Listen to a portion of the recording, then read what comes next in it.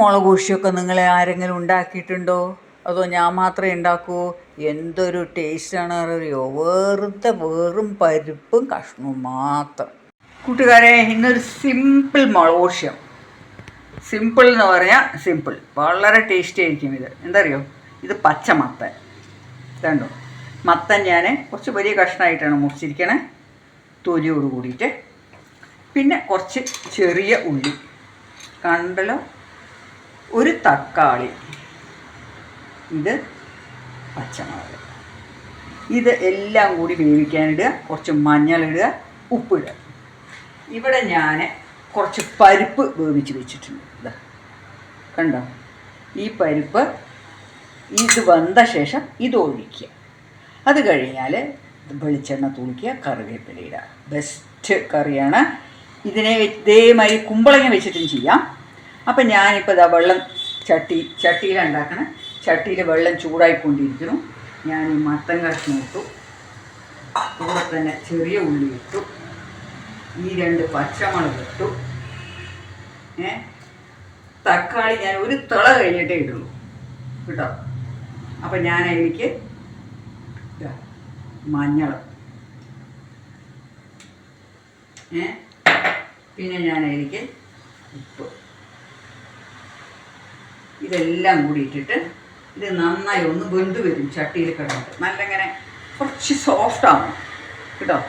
അപ്പം ഞാനിതിനി ഒന്ന് തിളച്ച് കഴിഞ്ഞിട്ട് ഞാൻ തക്കാളി ഇടുമ്പോൾ ഞാൻ നിങ്ങൾക്ക് കാണിക്കാം. അപ്പോൾ ഞാൻ തക്കാളി ഇടുകയാണ്. ഒരു തക്കാളി കട്ട് ചെയ്ത് കേട്ടോ. ഇനി അതും കൂടി ഒന്ന് നന്നായി തിളയ്ക്കട്ടെ. തിളച്ച് വരുമ്പോൾ നമുക്കതിനെ പരിപ്പൊക്കെ ഇട്ടിട്ടൊന്ന് ചെറുതായിട്ടൊന്ന് ഉടച്ചു കൊടുക്കാം. ഇപ്പോൾ തക്കാളി എല്ലാം നന്നായി വെന്തു, മത്തൻ കഷ്ണം എല്ലാം വെന്തു. ഇപ്പം ഇപ്പം നമുക്ക് കുക്കറിൽ വേണമെങ്കിൽ അതൊരു വിസിലിട്ട് എടുക്കാം കേട്ടോ. പക്ഷെ ഞാൻ വിചാരിച്ചു ചട്ടിയിൽ തന്നെ ചെയ്യാം. അപ്പം ഞാനിതിനെ ഒന്നിങ്ങനെ സ്മാഷ് ചെയ്യണം, ചെറുതായിട്ടൊന്ന് ഉടച്ചു കൊടുക്കേ, അങ്ങനെ മുഴുവനല്ല കേട്ടോ. ഇങ്ങനെ ചെയ്യുമ്പോൾ ആ എരിവ് ഒന്നിത്തിരി അതിൻ്റെ കൂടെ വരും. പിന്നെ ഞാൻ ചെയ്യാൻ പോകുന്നത് ഇപ്പം എന്താണ്, ഒന്നിങ്ങനെ ഉടച്ച ശേഷം ഞാൻ പരിപ്പ് വേവിച്ചത് കണ്ടോളൂ. നല്ലോണം പരിപ്പ് വെന്ത് ഉടഞ്ഞിട്ടുണ്ട്. അത് അപ്പോൾ ഇനി എല്ലാം കൂടി നന്നായി ഒന്ന് മിക്സ് ചെയ്യുക, നന്നായി ഇളക്കിയിട്ട്. ഇപ്പം എല്ലാം നന്നായി പാകത്തിൽ ഉടഞ്ഞ് ആയിട്ടുണ്ട്. അപ്പോൾ ഇതൊന്നുകൂടി നന്നായി തിളച്ച് ഒരു പാകം വരട്ടെ. എന്ത് ടേസ്റ്റ് അറിയാം ഈ മുളക് പൊടിയം. ഞാൻ എപ്പോഴും ഇടയ്ക്കിടയ്ക്ക് ട്രൈ ചെയ്യാറുണ്ട്. ഇപ്പം ഞാൻ പരിപ്പൊക്കെ ഒഴിച്ചിട്ട് അതൊക്കെ തിളച്ച് നന്നായി ഒന്ന് തുറന്ന് നന്നായി ഒന്ന് മിക്സ് ചെയ്യുക. നന്നായി ഒന്നും കൂടി ഒന്ന് കുഴച്ച് കൊടുത്ത് നല്ലൊരു ടേസ്റ്റാണ് ഈ കറി. ചൂടോടെ കഴിക്കണം ചോറിൻ്റെ കൂടെ. ഇനി അതിലേക്ക് നമുക്ക് കുറച്ച് നല്ലൊരു തണ്ട് കറിവേപ്പില കശക്കിയിട്ട് അങ്ങോട്ട് ഇടുക. കൂടെ 1 ടേബിൾ സ്പൂൺ വെളിച്ചെണ്ണ ഒഴിക്കുക. കടുക് വറുത്തിടേണ്ടത് ഒരാവശ്യമില്ല, വേണമെന്നുണ്ടവർക്ക് ചെയ്യാം. പക്ഷേ ഞാൻ വെളിച്ചെണ്ണ ഒഴിക്കാറുള്ളൂ.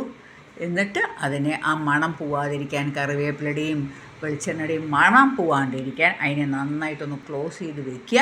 കൂട്ടുകാരെ, അടുത്തൊരു വീഡിയോ ആയിട്ട് കാണുമ്പോൾ it's bye from Sudha Menon. By.